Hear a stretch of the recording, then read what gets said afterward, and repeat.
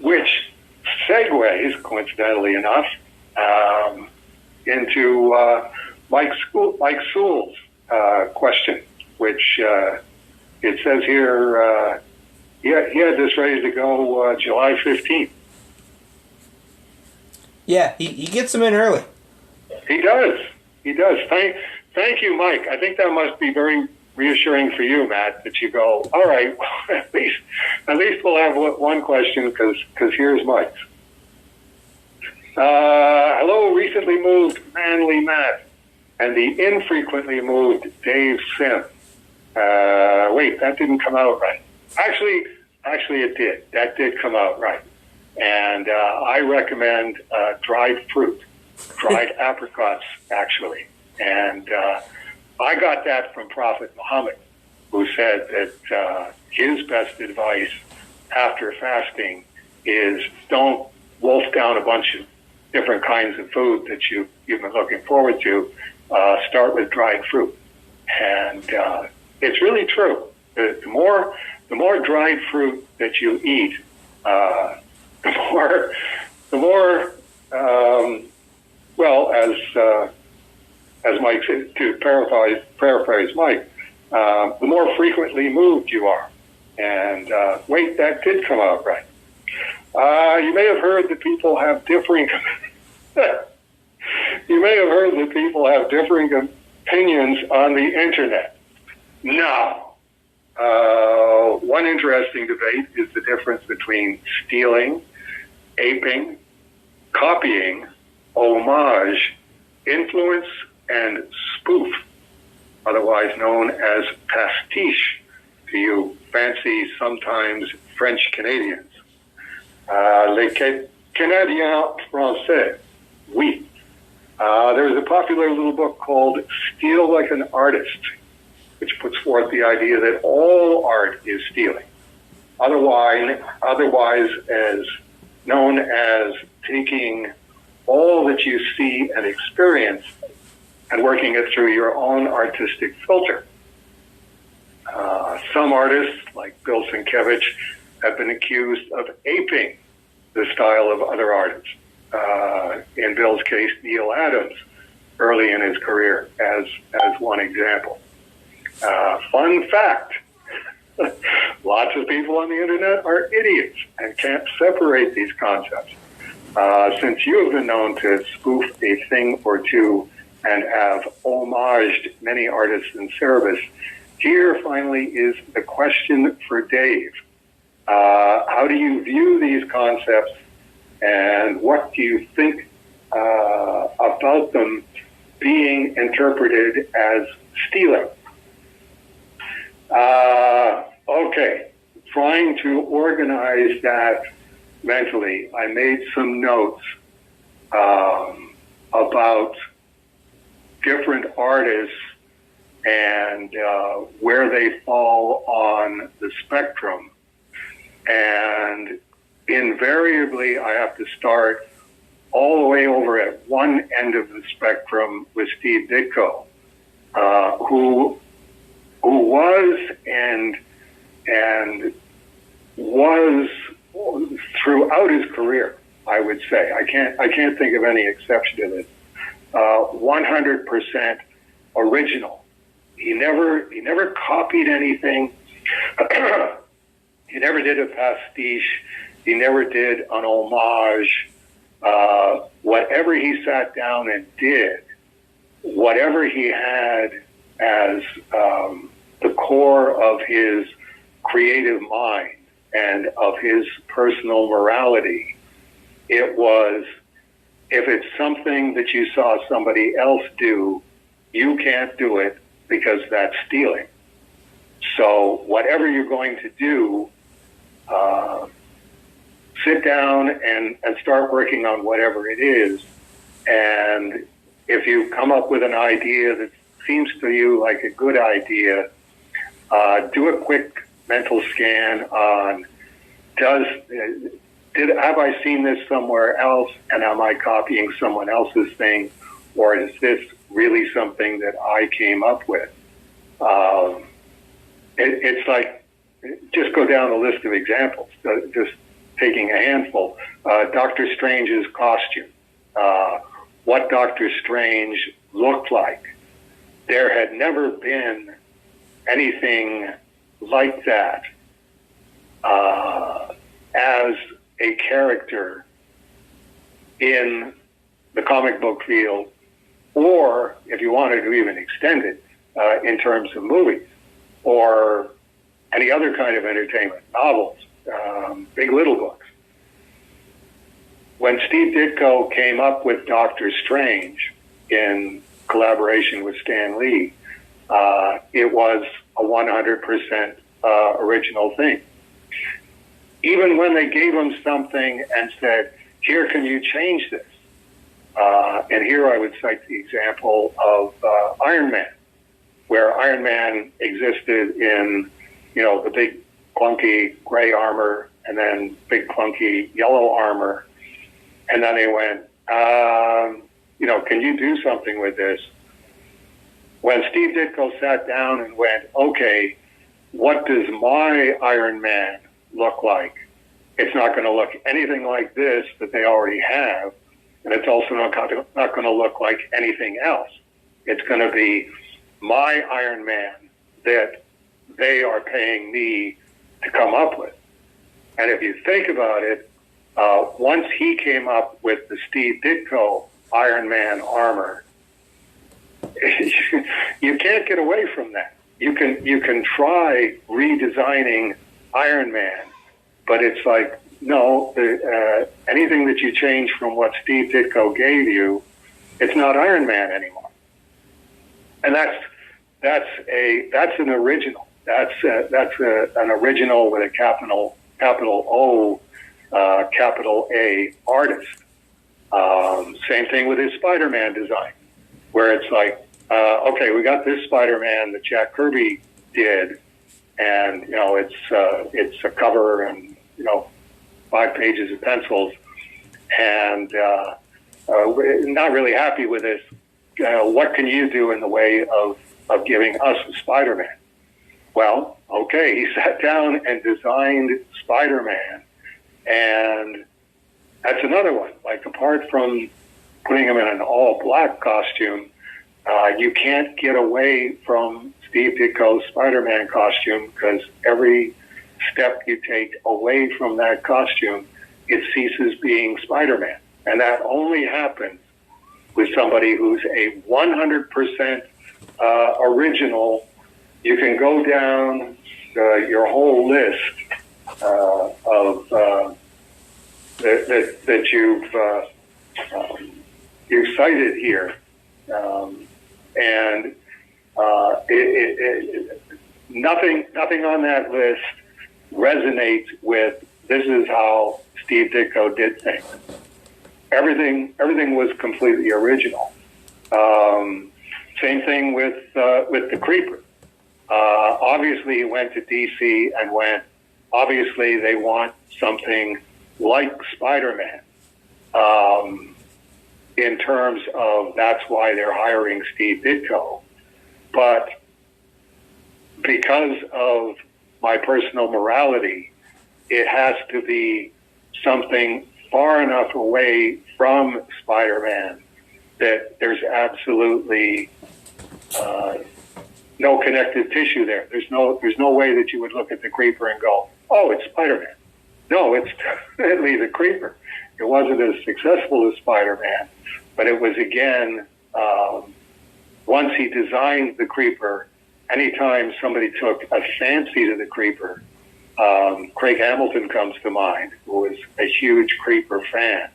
It's like, you're not gonna get too far away from what Steve Ditko did in terms of designing the character and the costume and the way he poses and the way he goes into action, et cetera, et cetera. Because the further away you get from the original artist, capital O, capital A, you just lose everything that's there. Spider-Man was the only astronomical success that Steve Ditko had with that capital O, capital A original artist creativity. But everything else is definitely, it's got Steve Ditko's imprint on it. That's what Marvel was paying him to do Doctor Strange and Spider-Man. And that's what DC was paying him to do the Creeper and Hawk and Dove. But whatever they might have reminded you of, they were 100% free of any legal points of similarity, which Steve Ditko understood this is what I'm being paid for. I have to make sure that I'm giving them something 100% original. Maybe not the wisest thing to do, but a trade is a trade, and he was very strict in his morals on that. Bill Sienkiewicz. Now, moving down the spectrum of guys that don't spring full blown from the head of Zeus. Bill Sienkiewicz was aping Neil's style, but Neil was aping Stan Drake's style, improving on parts of it. There's no question about that. Particularly because Neil was enamored of the superheroes. Definitely from the time he was done doing Ben Casey and was doing commercial work, but looking to get in at DC. It was okay. I don't know how I'm going to do this, and it's going to be a real maze that I'm going to have to run through. I already know that, but I want to be authorized to do Batman and to do Superman, so that this is stuff that the DC doesn't let people do. They're going to let me do it because I'm going to figure out how to make it attractive for them. So one of the things was, well, okay, if you're going to do superheroes, you can get a certain amount from Stan Drake's style, but Stan Drake was mostly his commercial work and Heart of Juliet Jones, which isn't going to tell you how to do something that's going to persuade DC Comics to let you do, their marquee character that you are interested in, ultimately, which was Batman. So Neil was interesting in that at the time it was, well, okay, I want to draw superheroes and I want to use Stan Drake's style, which means I have to take a photorealistic approach to this. Where can I find photorealistic superhero physiques? And what he ended up doing was buying wrestling magazines, because that was as close as you could get to, okay, when the arm is up at this angle and the tricep is tilted this way and the elbow is here and the wrist is doing this is what it looks like. So that doing basically the same thing that Stan Drake did with girls' faces, which got him Heart of Juliet Jones. What makes a beautiful girl a beautiful girl? Well, Stan Drake is going to trace and copy fashion magazine photos, weeks and months at a time until he goes, oh, okay, now I know what makes that up. This is what makes up the beautiful female face. This is what beautiful female hair looks like. And as I say, Neil took that and said, okay, I have to apply that to this isn't what an actual human physique looks like, but this is the closest to a superhero physique in those pre-steroid days where there wasn't the steroid cases that we've got now. The only place that you could find super developed bodies like that doing the stuff that superheroes do is in wrestling magazines. But I jump in at that point and go, okay, in neither case is Bill Sienkiewicz an capital O, capital A original artist, and neither is Neil Adams a capital O, capital A original artist.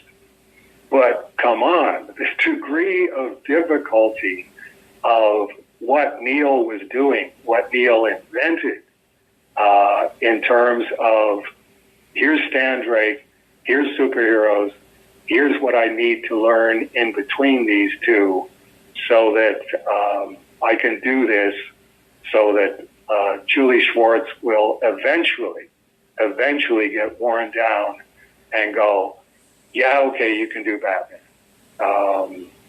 And in terms of select company, I would really say that there's only the four on that list of the guys who did that style, Neil inventing it, Stan Drake inventing it, and Bill Sienkiewicz doing it very, very effectively. I would include Dick Giordano in that. And anytime you've got something that influential and that important, that moves beyond stealing. That moves beyond homage. That moves beyond pastiche. And that becomes, these are the only four guys who made it to the top of that particular Mount Olympus. I'll be happy to have the discussion with you about anybody else you think that should be on that list. But no, Bill, Stan Drake, Neil, and Dick Giordano. Then you've got people like Barry Windsor-Smith. And Barry Windsor-Smith, Red Nails, done in 1973, is, in terms of capital O, capital A, original artist, influential, is in an entirely unique circumstance. No one can do that stuff. Not even Barry Windsor-Smith a year before or a year after the one brief shining moment when he produced the two-part Red Nails story in black and white.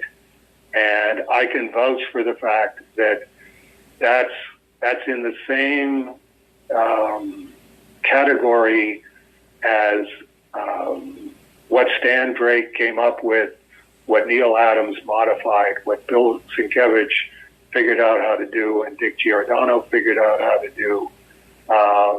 There's only one of these, and when you're somebody who prides himself on being a magpie, that looks like fun. I'm going to try doing that. I'll do my own version of that.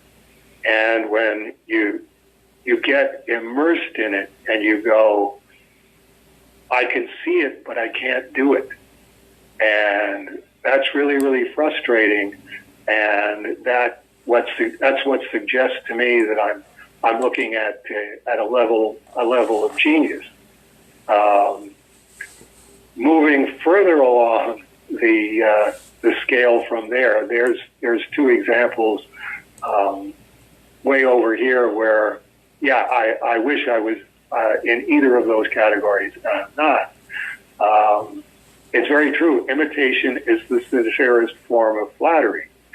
And I've been imitated by people where you go, oh, he's doing service, like he's doing a different character, he's doing a different story, but these are Dave Sims riffs. So that really depends on what your reaction to flattery is. I have zero response to flattery and insults, since both are enemies of accurate self-perception. And I think that's something that every artist needs to have when you're developing your style, and particularly when you do get to a situation where you go, wow, I'm actually influencing people the way I was influenced. I never thought I would ever get to this situation, but here I am. It's, don't believe the flattery and don't believe the insults. Try to perceive yourself and your work accurately. So now that we're down at the end of the spectrum where I inhabit, literal copying, which is it's definitely part of what I'm doing on Strange Death of Alex Raymond. I had to learn to copy Alex Raymond and Alex Raymond's Rip Kirby style because all the reproduction of Rip Kirby is atrocious relative to what's there. I mean, particularly when I was coming along in the comic book field, you would occasionally see a reproduced Rip Kirby Alex Raymond strip, and you'd go, whoa, that's mind-boggling. Exactly what he's doing there. The longer I look at it, the more I go, I know already looking at this, I'm not going to be able to do this, even copying and just going line by line, because that's the level of genius to it. But at the same time, doing Strange Death of Alex Raymond and going, okay, as it started was an appreciation of photorealism in comics and the photorealist. I can't explain Alex Raymond's importance beyond Alex Raymond's importance, Alex Raymond's centrality to comic art, unless I show you what he did, which requires me to do a kind of cheesy knockoff of Alex Raymond because I'm just not in that category. The larger I work, the closer I can get. So expect to see a number of giant Alex Raymond panels in Strange Death of Alex Raymond, for exactly the reason that the closer that I work to his size, or even bigger if I can, the more I hope people will have the reaction going, oh, okay, I think I'm starting to understand why this guy is important. And having seen a bunch of Rip Kirby over the years, I never picked up on the level of importance, but I think Dave Sim is making the case here. Ideally, somewhere way up ahead, some Strange Death of Alex Raymond fan will swap out my copies on the pages for crystal clear scans of Alex Raymond's original. And I hope at that point, Alex Raymond will finally be recognized as the architect of comics photorealism that he was. This is the guy who came up with it, and it wasn't what everybody else turned it into. It's a thing on its own, and the more pages that I can do that are making that point, the more I have the sense that I'm doing Alex Raymond justice. I hope I'm doing Alex Raymond justice. I would say, Mike, in terms of my deepest sympathy that you're up to your eyeballs in today's internet, different people have different perceptions of these concepts, which makes them neither idiots nor geniuses. It just makes them different. So when you said on one end it was Steve Ditko, in my head I'm going, the other end's going to be Wally Wood. Wally Wood is kind of in a different category in terms of Um, it's mind-boggling that he could always. It didn't matter who he was getting his assistants to swipe. Go find me a pretty girl's face in Heart of Juliet Jones, and the expressions can be like this. And one of the guys would go and find it, and sure enough, once it had been lightboxed, he's going to turn it into Wally Wood, which is that's a whole different thing. I can agree with you in terms of that's at the other end of the spectrum, but it's also in its own category. Nobody else that I can think of could do that. Could copy or homage or trace somebody else's work, and presto changeo, it looks like the guy who's copying it, and Wally Wood could do that. Well, then while you were talking, I'm like, wait, I wonder if Wally Wood and Steve Ditko were sort of contemporaries. I wonder if they ever did a story together. And I searched it real quick, and Canon was a 12-page story that Wally Wood self-published that's got pencils by Ditko, and I'm going, okay, now I got to see what this looks like. So I Googled it, found the first page, and went, I kind of see a little Ditko, but I kind of see a lot of Wally Wood. Yeah. Oh, yeah. It's, from Wally Wood's perspective, it's anything that keeps me from having to start with a blank page. Hey, I'm in. But, he had absolutely no scruple whatsoever about going, well, come on, Wally Wood, or Steve Ditko penciled this. Let's be a little faithful to Steve Ditko. It's like, no, everything I do, I turn into Wally Wood. Part of me would like to be different from that, but part of me goes, no, the more Wally Wood in the world, the better the world's going to be. Okay, so there you go, Mike. I hope that covers all the bases, or at least a few of the bases that you were looking for.